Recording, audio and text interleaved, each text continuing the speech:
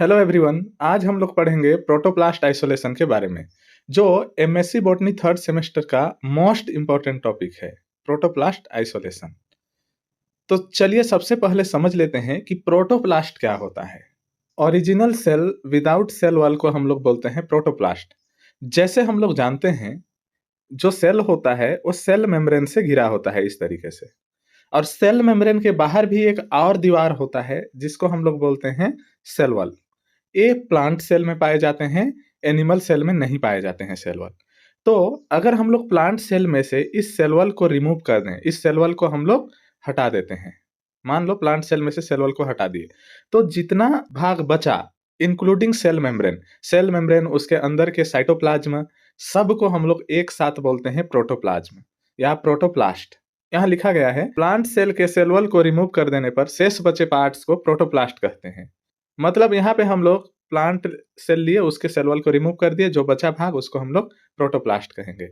तो protoplast isolation किसे कहेंगे? सेल वॉल को छोड़कर बाकी भागों को हम लोग प्रोटोप्लास्ट कहते हैं। तो सेल वॉल को तोड़ करके बाकी भागों को निकाल लेना क्या कहलाता है? Protoplast isolation. प्रोटोप्लास्ट आइसोलेशन के अलग अलग मेथड्स हैं। चलिए देखते हैं इन मेथड्स को कि क्या क्या मेथड्स हैं। Methods of isolation of protoplast. Protoplast को आइसोलेट करने के मेथड्स, एक है मैकेनिकल मेथड, दूसरा है एंजाइमेटिक मेथड। जिसमें एंजाइमेटिक मेथड बहुत ही इंपॉर्टेंट है, मैकेनिकल मेथड भी है, पर एंजाइमेटिक मेथड ज्यादा इंपॉर्टेंट मेथड है। ज्यादा इंपॉर्टेंट होने के साथ साथ ज्यादा यूजफुल मेथड भी है। तो चलिए पहले हम लोग देखते हैं mechanical method. Mechanical methods, mechanical methods में सबसे पहले प्लांट टिश्यू लिया जाता है। पहला स्टेप क्या किया जाएगा? प्लांट के टिश्यू को लिया जाएगा। प्लांट के टिश्यू को लेने के बाद दूसरा स्टेप प्लाज्मोलाइसिस किया जाता है, सेल प्लाज्मोलाइसिस। इसके लिए हम लोग हाइपरटोनिक सॉल्यूशन में रखते हैं सेल को, और हाइपरटोनिक सॉल्यूशन के रूप में हम लोग क्या यूज कर सकते हैं? सुक्रोज या सॉर्बिटॉल सॉल्यूशन यूज कर सकते हैं। तो चलिए समझते हैं सेल प्लाज्मोलाइसिस क्या होता है। मान के चलिए यहाँ पे एक बीकर ले लिए, इस बीकर में हम लोग सुक्रोज या सॉर्बिटल सॉल्यूशन डाल लिए जो हाइपरटोनिक सॉल्यूशन है, और इसमें हम लोग सेल को डालते हैं या टिश्यू को डालते हैं। तो जब इसके अंदर हम लोग सेल या टिश्यू को डाल देंगे तो किस तरीके से होंगे सेल? देखिए, ये सेल वॉल है, सेल वॉल के अंदर ये वाला भाग सेल मेम्ब्रेन है, इस तरीके से फुला हुआ भाग सेल मेम्ब्रेन, इसके अंदर साइटोप्लाज्म भरा हुआ होगा। पर जैसे ही हम लोग इस सेल को किस में डाले? इस हाइपरटोनिक सॉल्यूशन में डाले, सेल के अंदर से वाटर मॉलिक्यूल बाहर निकलने लगता है। क्यों बाहर निकलता है? क्योंकि सुक्रोज और सॉर्बिटल सॉल्यूशन में रखने पर जो सॉल्यूशन है बाहर का, वो अंदर के तुलना में ज्यादा कंसंट्रेटेड होता है। तो सेल के अंदर से वाटर मॉलिक्यूल बाहर निकलने लगता है, एक्सोऑस्मोसिस की प्रोसेस होती है।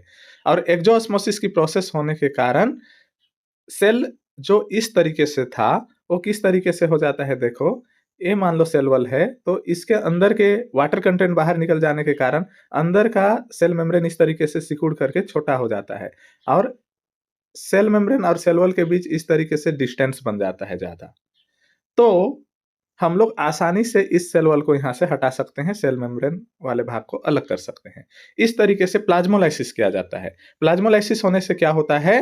सेल के अंदर से वाटर बाहर निकलता है, जिसके कारण सेल के अंदर के भाग सिकुड़ जाते हैं, और सेल वॉल नहीं सिकुड़ता। क्यों? क्योंकि सेल वॉल कठोर होता है, इसलिए सेल वॉल अपने जगह में बना रहता है, बाकी अंदर के भाग सिकुड़ जाते हैं। तो हम लोग सेल वॉल को आसानी से हटा सकते हैं। सेल प्लाज्मोलाइसिस हो जाने के बाद तीसरा स्टेप हम लोग माइक्रोस्कोपिक ऑब्जर्वेशन करते हैं।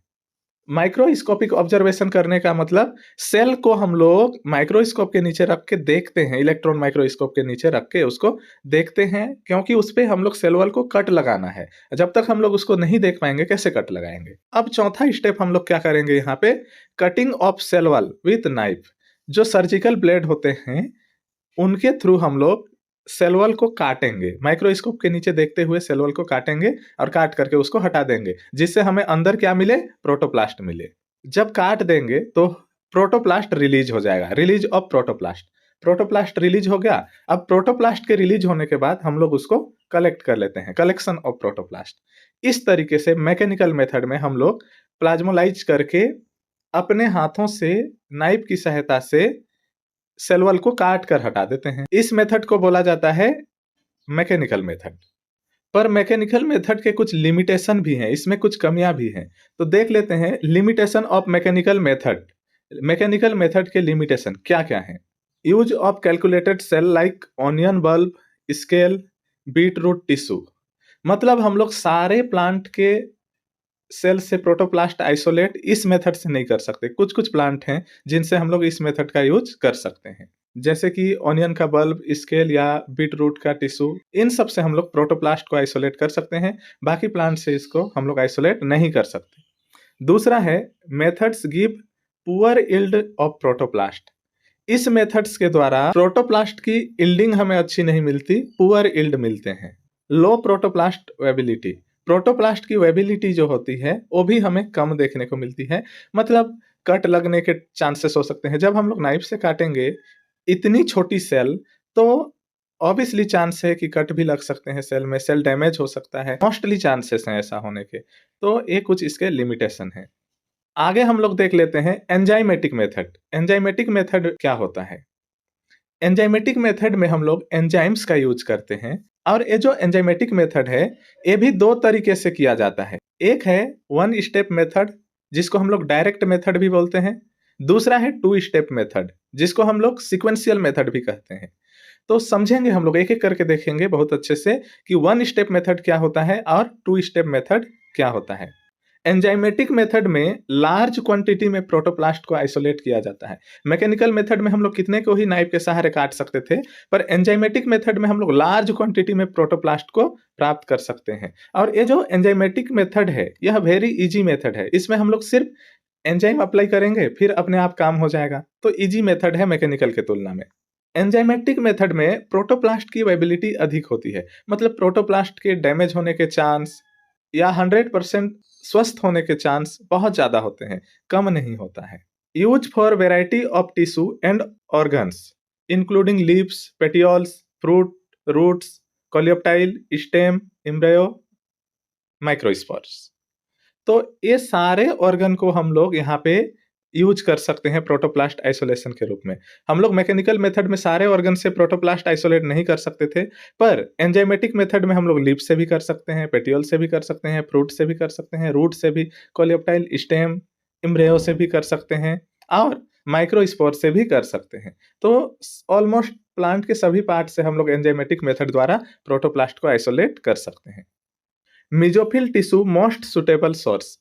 मेसोफिल टिश्यू जो लीफ में पाया जाता है, वह सबसे अच्छा सोर्स है प्रोटोप्लास्ट आइसोलेशन के लिए। वहां से जैसे हम लोग प्रोटोप्लास्ट आइसोलेट कर सकते हैं, उतना अच्छे से किसी भी बाकी ऑर्गन से प्रोटोप्लास्ट आइसोलेट नहीं होते हैं।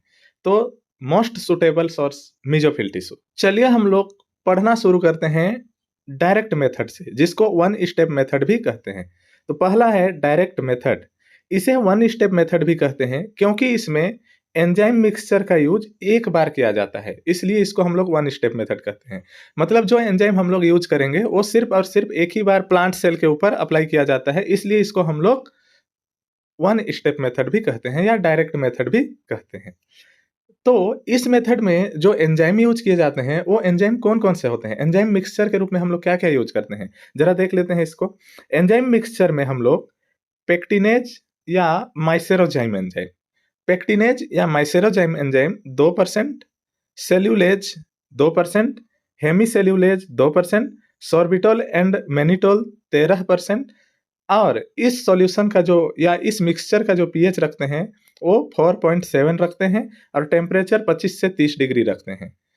तो ये कुछ बातें हैं एंजाइम मिक्सचर के बारे में, जिसमें मेन मेन कंपोनेंट क्या है? सेल्यूलेज है जो सेल्यूलोज को डिग्रेड करता है, हेमी सेल्यूलेज है जो हेमी सेल्यूलोज को डिग्रेड करता है, पेक्टिनेज है जो पेक्टिन को डिग्रेड करेगा। तो इस तरीके से हम लोग इन इन एंजाइम्स का यूज करते हैं एंजाइम मिक्सचर में। आगे हम लोग देखते हैं कि हम लोग किस तरीके से इस मेथड को कर सकते हैं।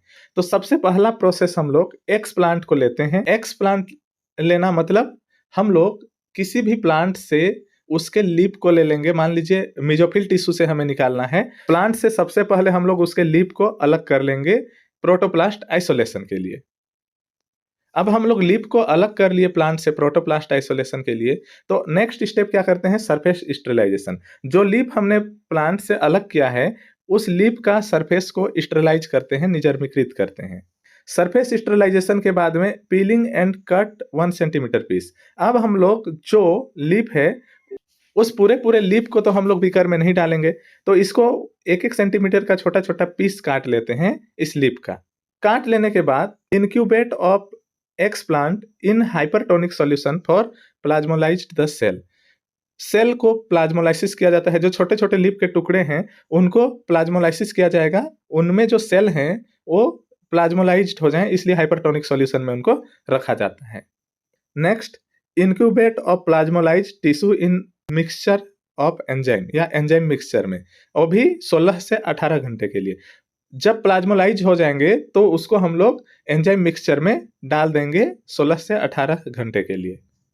अब एंजाइम मिक्सचर में डालने के बाद 16 से 18 घंटे छोड़ देने के बाद हम लोग उनको निकाल लेते हैं एंजाइम मिक्सचर से और सेंट्रीफ्यूगेशन करते हैं, सेंट्रीफ्यूज कर देंगे, ताकि जो सेल वॉल के टुकड़े हैं वो अलग हो जाएं और प्रोटोप्लास्ट हमें अलग मिल जाएं। इसलिए अब सेंट्रीफ्यूज करने के बाद में हम लोग इसको वॉश कर देते हैं सॉर्बिटॉल या मैनिटोल सॉल्यूशन में।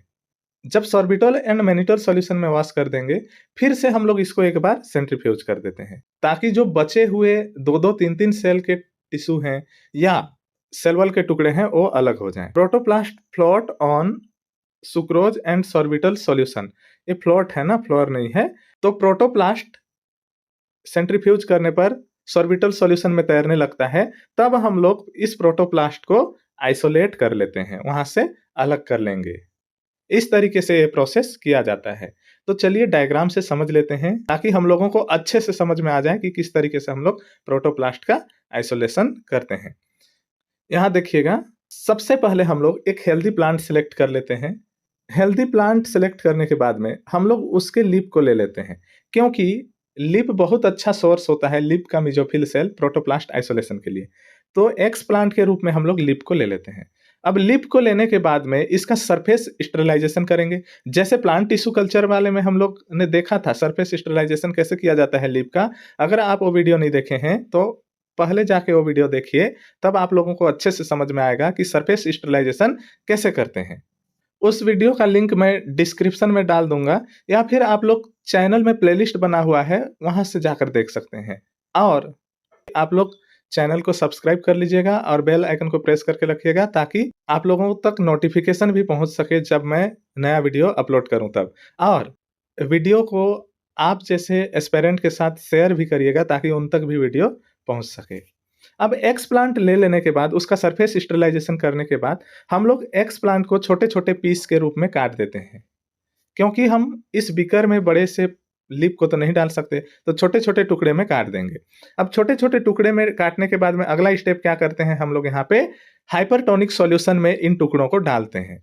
हाइपरटोनिक सॉल्यूशन में इन टुकड़ों को डालने पर क्या होता है, देखिए यहाँ पे सेल वॉल से बिल्कुल चिपके हुए सेल मेम्ब्रेन है, पूरे सेल वॉल के अंदर भरे हुए हैं सेल मेम्ब्रेन और साइटोप्लाज्म। लेकिन यहाँ पे आप देख सकते हैं, ये बाहर का कवर सेल वॉल है और अंदर में छोटा सा राउंड शेप दिख रहा है, वो सेल मेम्ब्रेन एंड साइटोप्लाज्म है। तो अंदर से वाटर बाहर निकल जाता है, सेल के अंदर से वाटर बाहर निकल जाता है, जिसके कारण सेल श्रिंक हो जाता है। लेकिन सेल वॉल नहीं सिकुड़ता, क्योंकि सेल वॉल तो सेलुलोज से बना होता है ना, जो कठोर होता है, जिस कारण वो अपने स्थिति में ही बना रहता है और अंदर के भाग सिकुड़ जाते हैं। तो इसको बोलते हैं हम लोग प्लाज्मोलाइसिस होना या प्लाज्मोलाइज्ड हो जाना।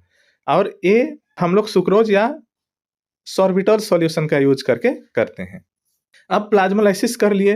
प्लाज्मोलाइसिस कर लेने के बाद हम लोग इस प्लाज्मोलाइज्ड सेल को एंजाइमेटिक मिक्सचर में इनोकुलेट करते हैं। अब एंजाइमेटिक मिक्सचर में इनको हम लोग डाले, तो एंजाइमेटिक मिक्सचर में डालने पर हम लोग कौन कौन सा एंजाइम यूज करते हैं देखे थे, पेक्टिनेज, सेल्यूलेज और सॉर्बिटॉल मैनिटोल।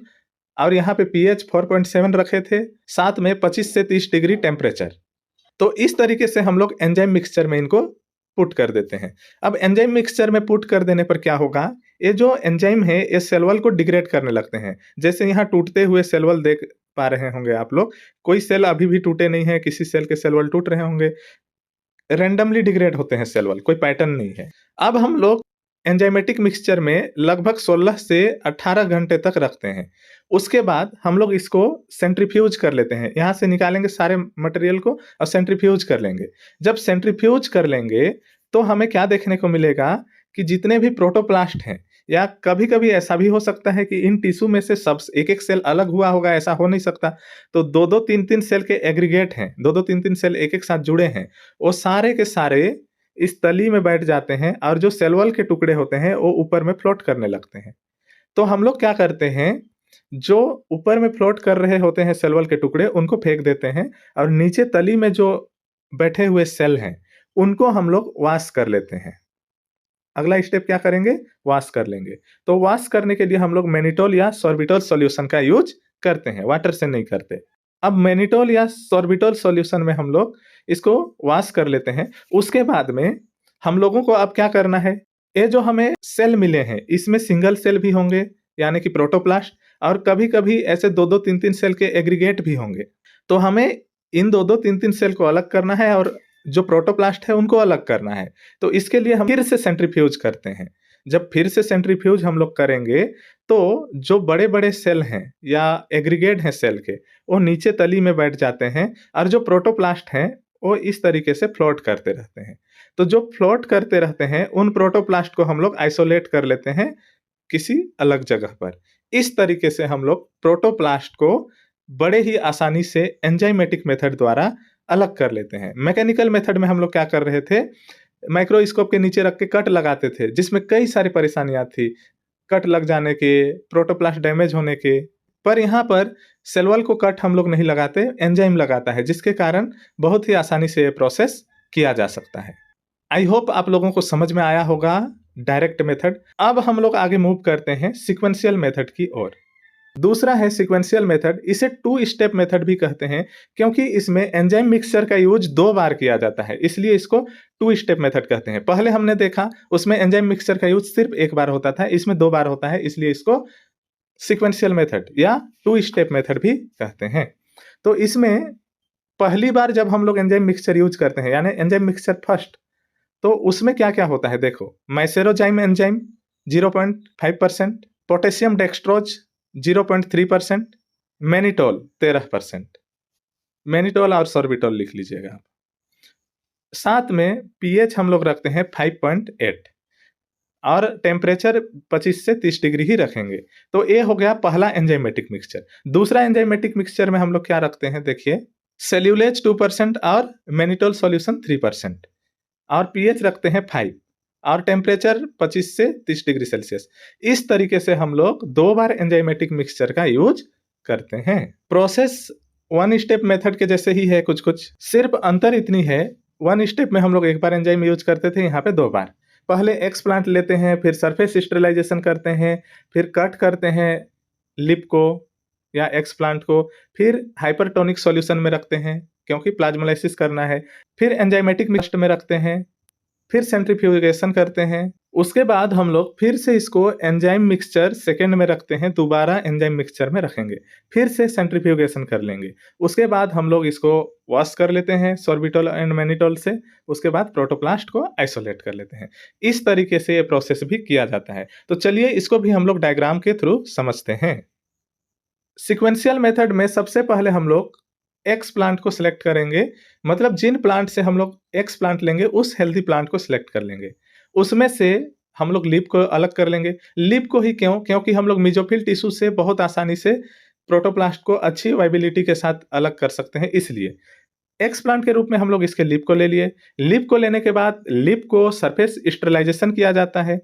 सरफेस स्टेरिलाइजेशन जैसे ही हो जाएगा, हम लोग इसको कट कर देते हैं छोटे-छोटे पीस में, और छोटे-छोटे पीस में कट कर देने के बाद जैसे डायरेक्ट मेथड में करते थे, वैसे ही हम लोग यहाँ पे प्लाज्मोलाइसिस का काम करते हैं। प्लाज्मोलाइसिस के लिए हाइपरटोनिक सॉल्यूशन में रख देते हैं, जो सुक्रोज या सॉर्बिटल सॉल्यूशन होता है। अब इस सॉल्यूशन में रखने पर सेल के अंदर से एक्सोस्मोसिस का प्रोसेस होता है, और एक्सोस्मोसिस के प्रोसेस में सेल के अंदर से वाटर कंटेंट बाहर जाता है, जिसके कारण सेल के अंदर वाले भाग सिकुड़ जाते हैं। पर सेल वॉल नहीं सिकुड़ता, क्योंकि वो कठोर होता है, तो अपने स्थान में बना रहता है, जिसके कारण अंदर के भाग सिकुड़ जाते हैं और सेल वॉल वहीं रहता है। तो सेल मेम्ब्रेन और सेल वॉल के बीच काफी गैप बन जाता है, जिससे सेल वॉल को आसानी से काटा जा सकता है एंजाइम द्वारा। इसीलिए हम लोग यहाँ पे प्लाज्मोलाइसिस का प्रोसेस करते हैं। जब सेल प्लाज्मोलाइज्ड हो जाएगा, तो सेल को हम लोग एंजाइम मिक्सचर फर्स्ट में ऐड करते हैं। एंजाइम मिक्सचर फर्स्ट में जैसे ही हम लोग सेल को डालेंगे, सेल के सेल वॉल का डिग्रेडेशन होना शुरू हो जाता है। सेल के सेल वॉल डिग्रेड होते हैं और इसमें हम लोग सिर्फ और सिर्फ 1 घंटे के लिए डालते हैं। कितनी देरी के लिए? 1 घंटे के लिए। ये एक्चुअल में डायरेक्ट मेथड से फास्ट मेथड है। इसमें हम लोग कौन-कौन से एंजाइम का यूज़ करते हैं? माइसेरोजाइम एंजाइम, पोटेशियम डेक्सट्रोज और मैनिटोल। इनका यूज़ हम लोग करते हैं एंजाइम मिक्सचर फर्स्ट के रूप में। अब यहाँ पे कुछ सेल वॉल डिग्रेड होंगे, कुछ सेल डिग्रेड नहीं हो पाएंगे, कुछ सेल के सेल वॉल, इस तरीके से प्रोसेस होता है। अब हम लोग क्या करते हैं, इनका सेंट्रीफ्यूगेशन कर लेते हैं। जब सेंट्रीफ्यूगेशन करेंगे तो क्या होगा, इस तरीके से टेस्ट ट्यूब है, तो नीचे-नीचे में सेल रहेंगे जो डिग्रेड नहीं हुए हैं, जिनके सेल वॉल वो, और साथ में प्रोटोप्लास्ट भी रहेंगे और ऊपर-ऊपर में इस तरीके से सेल वॉल के टुकड़े होंगे। तो हम लोग ऊपर से इन सेल वॉल के टुकड़े को हटा लेंगे और नीचे जो भी मैटर बचेगा उसको हम लोग फिर से एंजाइमेटिक सॉल्यूशन में पुट कर देते हैं। तो दूसरा जो एंजाइमेटिक सॉल्यूशन होता है उसमें क्या होता है, सेल्यूलेज और मैनिटोल होता है और इसमें हम लोग 1 घंटे के लिए फिर से रखते हैं। जब दोबारा हम लोग एंजाइमेटिक मिक्सचर में इनको रखेंगे 1 घंटे के लिए, तो जिन भी सेल के सेल वॉल डिग्रेड नहीं हो पाए थे, वो भी यहाँ पे डिग्रेड हो जाते हैं। अब यहाँ पे सेल वॉल डिग्रेड हो जाने के बाद हम लोग इसको फिर से सेंट्रीफ्यूज करेंगे। जब फिर से सेंट्रीफ्यूज करेंगे तो इस तरीके से सेंट्रीफ्यूगेशन ट्यूब होगा जिसमें नीचे की ओर प्रोटोप्लास्ट आ जाएंगे, ऊपर की ओर इस तरीके से सेल वॉल के टुकड़े आ जाएंगे। तो इन सेल वॉल के टुकड़े को हम लोग यहाँ से हटा देते हैं, जिससे हमें नीचे में प्योर प्रोटोप्लास्ट प्राप्त होता है। दोबारा सेंट्रीफ्यूगेशन करने के बाद में हमें यहाँ पे प्रोटोप्लास्ट देखिए नीचे में प्राप्त हुए हैं, ऊपर में सेल वॉल के टुकड़े दिख रहे हैं। इन सेल वॉल के टुकड़े को हम लोग यहाँ से हटा देते हैं और नीचे जो प्राप्त प्रोटोप्लास्ट है उनको हम लोग वॉश कर लेते हैं। वॉश करने के लिए सॉर्बिटल सॉल्यूशन का उपयोग हम लोग करते हैं। अब इनको वॉश कर लेने के बाद ये जो प्रोटोप्लास्ट है, इस प्रोटोप्लास्ट को हम लोग अलग कर लेते हैं, न्यूट्रिएंट मीडियम में रखते हैं। इस तरीके से प्रोटोप्लास्ट का आइसोलेशन हो जाता है संपन्न सीक्वेंशियल मेथड के द्वारा। तो बहुत ही इजी मेथड है एंजाइमेटिक मेथड और बहुत ही इंपॉर्टेंट मेथड है एंजाइमेटिक मेथड। अब प्रोटोप्लास्ट आइसोलेट तो हम लोग कर लिए एंजाइमेटिक मेथड के द्वारा, तो प्रोटोप्लास्ट वायबल है या नहीं है उसका टेस्ट हम लोग कैसे करते हैं? जो हम लोग प्रोटोप्लास्ट आइसोलेट किए हैं वो जीवित है, वायबल है, उसको कैसे टेस्ट करते हैं? इसका वायबिलिटी टेस्ट। तो वायबिलिटी टेस्ट के लिए हम लोग कुछ डाई का यूज करते हैं, जैसे FAD, फ्लोरेसिन डाइएसिटेट टेस्ट। इस डाई को सिर्फ और सिर्फ लिविंग सेल एब्जॉर्ब करते हैं। जो फ्लोरेसिन डाइएसिटेट है इसको सिर्फ और सिर्फ लिविंग सेल एब्जॉर्ब करते हैं और येलो ग्रीन कलर हो जाते हैं। तो अगर हमारे प्रोटोप्लास्ट वायबल हैं तो वो एब्जॉर्ब करेंगे इसको, ठीक है, तो हम लोग जान जाएंगे कि वायबल है। दूसरा फिनोल सेफ्रेनिन टेस्ट, इसको डेड सेल को स्ट्रेन करने में किया जाता है। तो जितने डेड प्रोटोप्लास्ट होंगे वो इससे अभिरंजित हो जाएंगे और बाकी जीवित सेल बने रहेंगे। तो हम लोग डेड सेल को हटा देंगे, बाकी सेल सारे वायबल हैं। तीसरा calcofluor white test, cell membrane के चारों ओर सेल वॉल फॉर्मेशन करने लगता है। ये जो कॉल फ्लोर वाइट है ये सेल वॉल का फॉर्मेशन करने लगता है। तो जिस भी प्रोटोप्लास्ट के चारों ओर ये सेल वॉल फॉर्मेशन करने लग जाएगा तो वो वायबल समझे जाएंगे। इस तरीके से हम लोग इसका टेस्ट कर लेते हैं। तो इसका एडवांटेज क्या है देख लेते हैं। लार्ज स्केल में हम लोग प्रोटोप्लास्ट को आइसोलेट कर सकते हैं, एक साथ बहुत बड़े क्वांटिटी में हम लोग प्रोटोप्लास्ट को आइसोलेट कर सकते हैं। दूसरा वाइबिलिटी ज्यादा होती है, प्रोटोप्लास्ट की जो वाइबिलिटी होगी वो बहुत ज्यादा होती है as compare mechanical method. Next है ऑस्मोटिक श्रिंकेज नहीं होता है और लास्ट है प्रोटोप्लास्ट इंजर्ड नहीं होता है। एंजाइमेटिक मेथड में प्रोटोप्लास्ट इंजर्ड होने के चांस कम होते हैं, जबकि मैकेनिकल मेथड में प्रोटोप्लास्ट इंजर्ड होने के चांस ज्यादा होते हैं। ये टॉपिक यहीं तक था। आई होप आप लोगों को समझ में आया होगा। अगला इंपॉर्टेंट टॉपिक हम लोग देखेंगे प्रोटोप्लास्ट हाइब्रिडाइजेशन। जो जितना इंपॉर्टेंट प्रोटोप्लास्ट आइसोलेशन है उतना ही इंपॉर्टेंट प्रोटोप्लास्ट हाइब्रिडाइजेशन भी है।